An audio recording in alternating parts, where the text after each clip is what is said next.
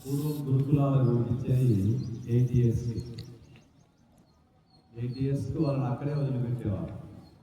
ఇప్పుడు హాస్టల్స్ కూడా అందుకే అక్కడ మనం కూడా వదిలిపెట్టుకున్నాం కదా హాస్టల్. 8 ఇయర్స్కి వదిలిపెడితే రాజుల పిల్లలైనా అక్కడ అందరూ సమానంగానే ఉంటారు. 22 సంవత్సరాల వరకే 22-23 సంవత్సరాల వరకు వాళ్ళ యొక్క విద్యాభ్యాసం పూర్తిగా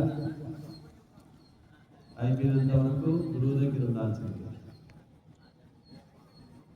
గురువు ఏం చెప్పినా ఏ పనైనా అందరూ చేయాల్సింది. అక్కడ రాజు పేద అనే పేరు ఏమి ఉండదు. అలాంటి శిక్షణ అక్కడ అంటే జీవితానికి అవసరమైనటువంటి అన్ని రకాల శిక్షణలు అక్కడ ఇచ్చారు. అందుకే గురుకులాల్లో కొంచెం ఇప్పటికి కూడా కొన్ని మనకు పీఠాలు ఉన్నాయి.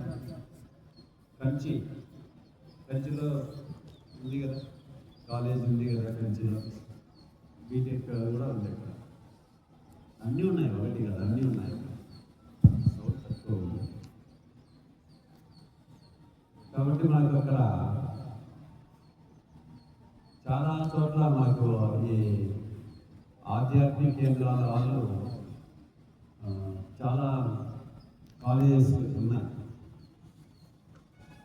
దాంతో పాటు ఇస్కాన్లు కూడా ఉన్నాయి. చూడది తగ్గింది, చాలా వరకు ఉన్నాయి.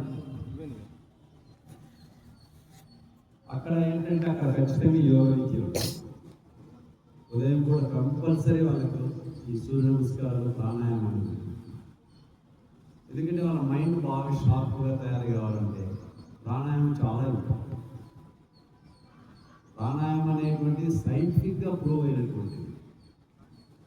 ఏం జరుగుతుంది ఆ శ్వాస తీసుకుని వదలడం వల్ల సైంటిఫిక్గా మనం అంటే మన వాళ్ళు పెద్ద పట్టించుకోరు, కానీ దీని మీద ప్రపంచ దేశాల్లో ఎక్కువ మంది రీసెర్చ్ చేస్తూనే ఉంటారు.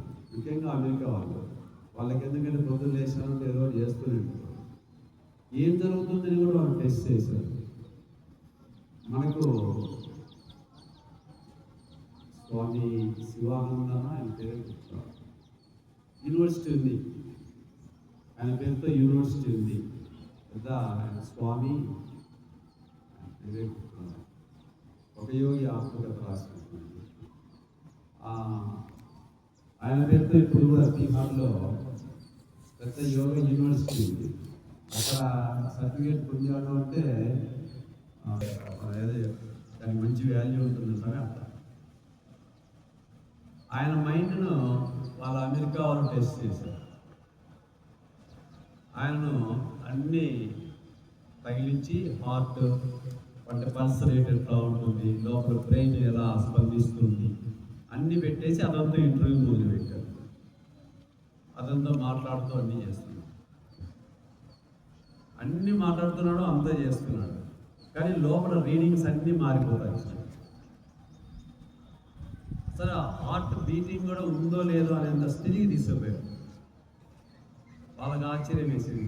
త్వరలో ఉత్పత్తి అయినటువంటి ఆ తరంగాల గురించి అవన్నీ దాంట్లో మిషన్లో ఉంటుంది. ఆల్ఫా బీటా గామా తరంగాలు ఎలా ఉత్పత్తి అవుతున్నాయి అన్ని టెస్ట్ చేసి వాళ్ళు అసలు ఈయన హార్ట్ని నిలిపేసే స్థితికి తీసుకుపోయారు. అప్పుడు ఆయన బ్రెయిన్ అన్నీ కూడా టెస్ట్ చేసి వాళ్ళు చనిపోయిన తర్వాత ఆయన డెడ్ బాడీని అడిగారు. మన ఇండియా వాళ్ళను అడిగారు, అంటే మేము రీసెర్చ్ చేస్తాము ఆయన అనేది ఆ లోపల ఏముంది, ఎందుకంటే అప్పుడు ముందు ఆయనతో ఇదంతా చేశారు కాబట్టి. అంటే మాట్లాడుతూ ఉండి కూడా లోపల అన్నిటినీ నిలిపేయగలిగారు. అదంతా కేవలం అంటే ఏదో దేవుడి వరము అదేం కాదు, ఆయన యొక్క యోగ సాధన. యోగ సాధనతో అంత స్థితికి వెళ్ళారు. అంటే అన్నిటినీ అన్ని జీవక్రియలు నిలపగలిగారు. మళ్ళీ దాన్ని అన్నింటినీ మామూలుగా పనిచేసేదిగా కూడా చేయగలరు. అంటే యోగాభ్యాసంతో దేన్నైనా సాధించవచ్చు అని ఆయన నిరూపించారు. ఇంకా ఆయన పేరుతో యోగా యూనివర్సిటీ. మన వాళ్ళని అడిగితే డెడ్ బాడీ ఇవ్వాలి. కాబట్టి యోగాభ్యాసం అనేటువంటిది ఈనాడు ఎందుకు అవసరం అవుతుంది అంటే మన రాష్ట్రంలో చంద్రబాబు నాయుడు గారు కానీ చంద్రబాబు నాయుడు గారు అంటే ఇప్పుడే కాదు మొదటి నుంచి కూడా ఆయన యోగాభ్యాసం చేస్తారు. రాజశేఖర్ సాగులో చేశారు. వాళ్ళకి తెల్లవారుజామున వేసి ప్రాణాయామం అనేది వాళ్ళకి ఇద్దరికీ ఉంది. చంద్రబాబు నాయుడు కొంచెం బాగానే ఫస్ట్ నుంచి కొన్ని ఆసనాలు వీడియో ప్రాక్టీస్ చేస్తారు. ఫుడ్ హ్యాబిట్స్ బాగుంటాయి ఆయన చాలా. అందుకే మనిషి ఎప్పుడు ఫస్ట్ నుంచి చూసినప్పుడు అక్కడే ఉన్నాడు. ఈ ఎక్కడే కానీ పొట్ట అనేది ఎప్పుడే కానీ ఎవరు చూసింది ఫుడ్ హ్యాబిట్స్ చాలా ఇదిగా ఉంటాయి. కాబట్టి ఈ ప్రాణాయామం అనేటువంటి ప్రక్రియ ఆసనాలు అనేవి లేకపోయినా నరేంద్ర మోదీ గారు ప్రతిరోజు ధ్యానము ప్రాణాయామం ఇవి రెండు బాగుంటాయి. ఈ ప్రాణాయామ టెక్నిక్తో పిల్లలకి కదా ఇప్పుడు అవసరం, ఎందుకంటే వాళ్ళకు మనసుకు సంబంధించి చాలా అవసరం. వాళ్ళ యొక్క ఆలోచన ధోరణి, వాళ్ళ యొక్క చేసేటువంటి పనుల్లో విధానం కానీ ఇవన్నీ కూడా చాలా మార్పు రావాలి అంటే వాళ్ళలో అంటే వాళ్ళ యొక్క స్పీడ్ను కొంచెం తగ్గించాలి. వాళ్ళకి చాలా స్పీడ్ అయిపోయింది పిల్లలు దేంట్లో. మీరు ఎవరినైనా కూడా ఇప్పుడు మేము స్కూల్కి వెళ్ళి నాగరాజు నేను ఎందుకు ఈ పిల్లలకు ముఖ్యంగా మేము ప్రాణాయామనే పడుతున్నాం. ఎక్కడికి వెళ్ళినా కొద్దిగా సూర్య నమస్కారం ప్రాణాయామం అన్ని ఆసనాలు ఏం చేయాలి. ఎందుకు కొట్టుకున్నామంటే వాడి యొక్క దురుడు స్వభావం తగ్గాలంటే ఏం చేయాలి. వాళ్ళని నువ్వు ఎంతన్నా చెప్పు, భయం పెట్టు, కొట్టు, ఎవరు మారు. చుట్టూ టీచర్ నిలబడుకోంటారు క్లాస్ చెప్పేటప్పుడు అయినా కూడా వాళ్ళు మాట్లాడుతూనే ఉంటారు, ఏదో చేస్తూనే ఉంటారు. వాళ్ళ స్వభావంలో మన శక్తిని వినడానికి మనం చెప్పినట్టు వాళ్ళు అరవకుండా కాన్సన్ట్రేషన్గా వినాలి అంటే శారీరకంగా కొంత కదలికలు, మానసిక స్థితిలో మార్పు కోసం ప్రాణాయామం చేయండి చాలామందికి యోగాభ్యాసానికి వచ్చిన ఆమె మాట్లాడేదాన్ని ఎందుకు మాట్లాడుతున్నా వినాలంట సార్ మా బంధువులు అందరూ అని ఒక ఆమె కంప్లైంట్ చేసింది. కంప్లైంట్ కాదు, చెప్పింది విషయం. అసలు ఇంతకుముందు ఏదట్లో నీకు ఏమంతా ఎక్కువగా సైలెన్స్లో ఉంటావు, మాట్లాడాలని అనిపించడం లేదు, అనవసరమైన మాటలు అనిపించాలి. ఎందుకంటే ప్రాణాయామం చేయడం వల్ల ఏమవుతాయంటే లోపల ఉన్నటువంటివన్నీ కూడా సమతుల్యంగా పనిచేస్తాయి, అవసరమైనంతే పనిచేస్తాయి. అనవసరంగా మనం చాలా వరకు మన శక్తి వేస్ట్ కావడానికి అదే ఏమీ లేకపోయినా కూడా ఏదో మాటలు పెట్టుకొని మాట్లాడతాం. సైలెన్స్గా మనం అస్సలు ఉండదు. కానీ సైలెన్స్ శక్తి సైన్స్ శక్తి కంటే గొప్పది. ఎక్కువ మంది ఈ జ్ఞానులు ఎందుకు వాళ్ళు సైలెన్స్గా అంటారంటే అన్నీ వింటూనే ఉంటారు, వాళ్ళు పెద్దగా మాట్లాడరు కూడా. పూర్తి జ్ఞానంలో సాధనలో ఉన్న వ్యక్తులు ఎవరు కూడా బయట ప్రపంచంలోకి వచ్చి మీటింగ్లు ఇవన్నీ ఏం పెట్టుకోరు, అస్సలు పెట్టరు. రావణ్ వాట్స్ ఎక్కడైనా ఒక మీటింగ్ పెట్టారా ఉండే ఎక్కడైనా పుస్తకాలలో ఆయన పెట్టినట్టు కానీ ఎక్కడే కానీ ఆయన ఒక మీటింగ్ పెట్టి మాట్లాడింది లేదు ఆయన సాధన. అందుకని మనం మానసికంగా కూడా మనం పూర్తి జ్ఞానం తెలుసుకోవడమే కాకుండా ప్రాక్టికల్గా అనుభవించాలి అంటే జ్ఞానం వింటున్నాం, అన్నీ వింటున్నాం, కానీ ప్రాక్టికల్గా అనుభూతి చెందడం లేదు. అవి రాకనే మనం అందరం కూడా దాంట్లో ముందుకు వెళ్ళలేదు. శరీరం నేను కాదనేది అందరం మాట్లాడుకుంటున్నాం. శరీరము ఒక ఆత్మస్వరూపము, భగవంతుడి నుంచి వచ్చినటువంటిది అని కూడా అనుకున్నాం, కానీ ఆ ఫీల్ కాలం లేదు. మనం ఆత్మస్వరూపులము, మనం కేవలం నిరాకారమే. మనకి ఆకారం లేదు. ఆత్మకు ఆకారం ఎక్కడ చెప్పండి? శరీరానికి ఉండే ఆకారం అంటే ఇది ఒక యంత్రం, కానీ ఆ ఫీలింగ్ మనకు రావడం లేదు. ఆ ఫీలింగ్ రాకపోవడం వల్లనే మనము ఈ జ్ఞానాన్ని మనం సాధన చేయలేకపోతున్నాం. దాన్ని ఎప్పుడైతే అనుభూతి చెందామనుకోండి ఒకసారి, అప్పుడు ఇంకా ఈ ధ్యాన స్థితి అనేటువంటిది కూడా మనకు. అందుకే ఆ ఫీలింగ్ రావాలంటే, మనం ఆ అనుభూతి చెందాలంటే తప్పనిసరిగా ధ్యానాన్ని కూర్చోవాలి. ఆ కూర్చున్నప్పుడు కలుగుతుంది. నీకు అప్పుడప్పుడు ఎప్పుడైనా కూడా ఒకసారి మీరు ఏదో ఒక రకమైనటువంటి అనుభూతి చెందుతారు. అంటే ఏదో ముందే వాళ్ళతో మాట్లాడినట్లు లేదా ఇప్పుడు ఏదో అనుకున్నాము నేర్చుకుంటూ ఉంటాము. అదంతా ఆత్మకు సంబంధించినటువంటి అది ఎప్పుడన్నా ఒకసారి అలా టచ్ అవుతుంటుంది. ఎప్పుడంటే మనం ఈ ఆలోచనలన్నీ పక్కన పెట్టి వీటన్నిటిలో నుంచి కొంచెం బయటకు వచ్చి కొంచెం సైలెన్స్లో ఉంటే కనుక ఆ అనుభూతి వస్తుంది. మనకు వృద్ధులు లేచానంటే దీంట్లో ఇరుక్కుపోయి ఎక్కువ ఆలోచనలో పడ్డామనుకోండి, అతిగా ఆలోచనలు చేసినా కూడా మన శరీరంలో కూడా చాలా మార్పు ఉంది. ఎక్కువ మనం థింక్ చేసామనుకోండి, వాస్తవంగా ఏం చెప్తారంటే 62,000 ఆలోచనలు భరించగలిగే శక్తి ఉంది అంటారు మైండ్. దానికి మించిపోయినప్పుడే ఇది ఇబ్బంది పడుతూ ఉంటుంది. అంటే మనం వేలల్లోనే ఆలోచనలు చేస్తాం. అతిగా చేసి ఎక్కువ అయిపోయినప్పుడు ఏమవుతుందంటే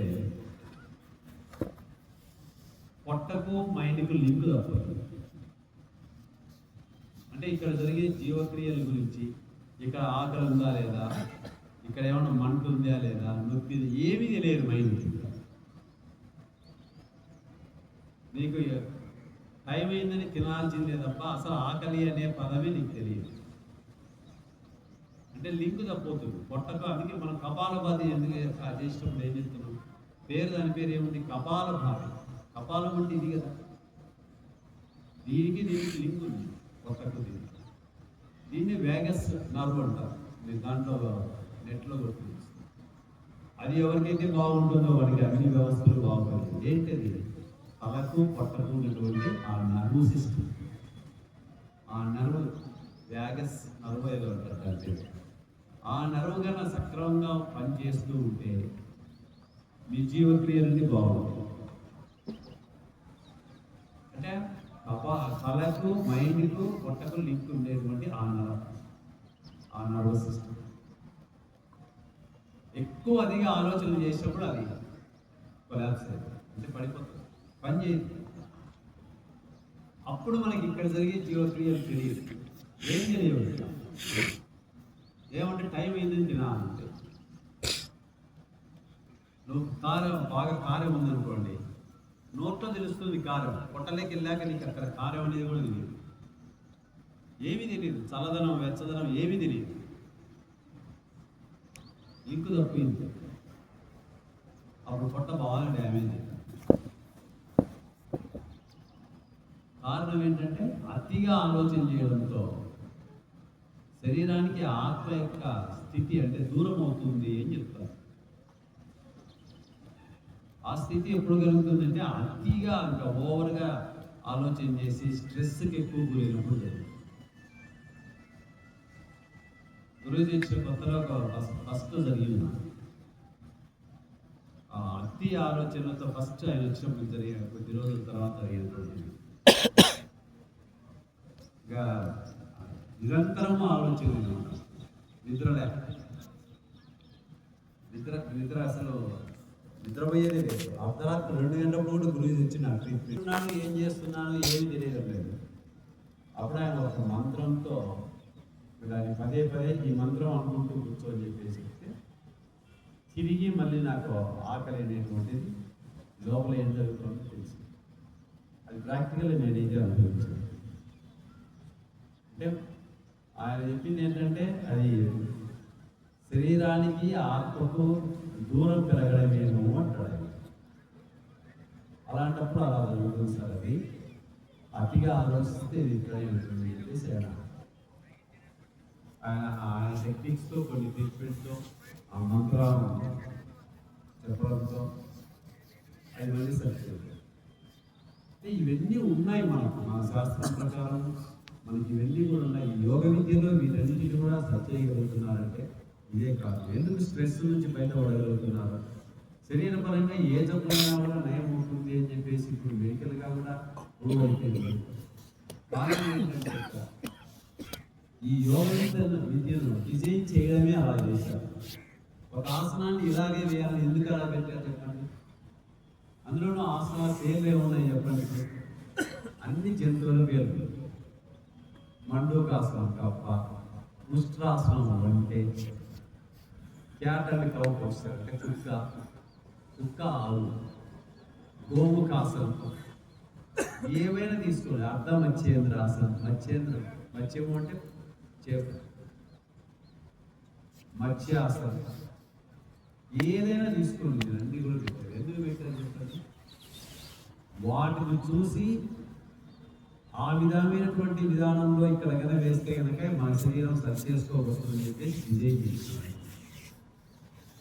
అన్ని చూడండి, ఆ డిజైన్ చేసినటువంటి అంటే పర్టికులర్గా అక్కడ ఉన్నటువంటి జబ్బులు తీసేయాలంటే ఈ ఆసనం అయితే బాగా ఉపయోగపడుతుంది. అలా యోగులు డిజైన్ చేశారు. అన్ని ప్రాణాయామాన్ని కూడా ఏ విధమైన టెక్నిక్స్తో ప్రాణాయామానికి 4 స్టెప్స్. 1 పూరకం తీసుకోవడం, 2 కుంభకం నిలబడడం, 3 రేచకం వదలడం, 4 శూన్యకం తీసుకోకుండా కొద్దిసేపు. 4 స్టెప్పులు పాటిస్తూ చేసేవాళ్ళు. ఆ ప్రాణాయామం యొక్క బెనిఫిట్స్ అన్ని శరీరానికి అందుతాయని. దాంతోపాటుగా నిదా పింగళ నాడు ఉన్నాయి, సుసున్న, మొత్తం 72,000 నాడులు ఉన్నాయి శరీరంలో. అందులో ముఖ్యమైనటువంటి 9, అందులో ఇంకా ముఖ్యమైనటువంటి 3. ఆ 3 రోజుల్లో నిదానాడు వరకు ఎడవైపు పై నుంచి ఉంటుంది, తల నుంచి కింది వరకు, పాదం వరకు ఉంటుంది. అలాగే పింగళ నాడు మనకు సయాటికా అనేది వస్తుంది అంటుంటారు చూడండి, అదే పెద్ద నరం. ఈ 2 నాడులు సమతుల్యంగా అన్నప్పుడు మధ్యలో సుషుమ్నా నాడు ఉంటుంది. వెన్నెముక వెంబడి వెన్నుపాము అంటారు. దాంట్లో కాలువ వంటి భాగంలో ఈ సుషుమ్నా నాడి. ఆ సుషుమ్నా నాడినే మన స్పైన్ వెంబడి ఉంటుంది కాబట్టి మొత్తం చక్రాలన్నీ యాక్టివేట్ కావాలంటే సుషుమ్నా నాడి. ఆ సుషుమ్నా నాడి బాగా యాక్టివేట్ అయినప్పుడే కుండలిని శక్తి, ఆ శక్తి మనలో ఉత్పత్తి అవుతుంది. అందుకే ఇదంతా కూడా సైంటిఫిక్గానే ప్రూవ్ అయింది. కాబట్టి మనకు ఈ యొక్క ప్రాణాయామం అన్ని తెలుసుకోవడం. అందుకే రెగ్యులర్గా ప్రాణాయామం చేసినటువంటి వాటికి శరీరంలో చక్రాలన్నీ బాగా యాక్టివేట్ అవుతాయి. ప్రాణాయామం చేస్తే ఇక వెన్నుముక వెంబడే జరుగుతుంది. మన నాడి మేరుదండ ప్రాణాయామం చేసి చూడండి, కింద నుంచి ఉత్పత్తి ఇంతవరకు వస్తుంది. మనం బాగా డీప్గా ముద్రా ప్రాణాయామం చేస్తాం. ముద్రా ప్రాణాయామం ఉంటుంది, చిన్నుగా పెట్టుకున్నాను అనుకోండి, ఖచ్చితంగా ఎక్కడికి వెళ్ళాలో అక్కడికే వెళ్తుంది, గమనిస్తుంది. బాగా నువ్వు వద్దన్నా కూడా అక్కడికే పోతుంది. అందుకని ఇన్ని టెక్నిక్స్తో మనకి తయారు చేశారు కాబట్టి దీన్ని సక్రమంగా చేసుకోగలిగితే రోజు రెగ్యులర్గా ఆహార నియమాలు పాటించుకుంటూ అనవసరమైన ఆలోచనలు, స్ట్రెస్ గురి కాకుండా రోజు యోగ విద్యను మిగతా అన్ని ఆసనాలు లేకపోయినా సూర్య నమస్కారాలు, ప్రాణాయామం చేసుకుంటూ కొద్దిసేపు మెడిటేషన్ చేసుకుంటే 1 ఇయర్కి నీ శరీరం యొక్క మెటబాలిజం మొత్తం మారుతుంది. కరెక్ట్గా చేసుకోవాలి. అందుకని రెగ్యులర్గా చేసుకోండి. ఇప్పుడు మీరు 3 months అయింది అనుకుంటారు. ఇక మీరు కూడా సీనియర్స్ లెక్క చేస్తున్నారు. మీరు స్వతహాగా కూడా చేసుకొని ఎక్స్పీరియన్స్ చేసింది. మీరు ఇంకా ఆధారపడేది ఎక్కువ ఎవరికి వాళ్ళు ఆ చెప్పేటప్పుడు ఆసనాల పేర్లు జాగ్రత్తగా వినండి. అప్పుడు ఎవరికి వాళ్ళు చేసుకోగలుగుతారు. ఇప్పుడు ఆడియో వింటే మీరే చేస్తున్నారు, అందుకే నేను ఆడియోస్ పెడుతున్నాను. మీరు ఎలా చేస్తున్నారు బాగా చేస్తున్నారు.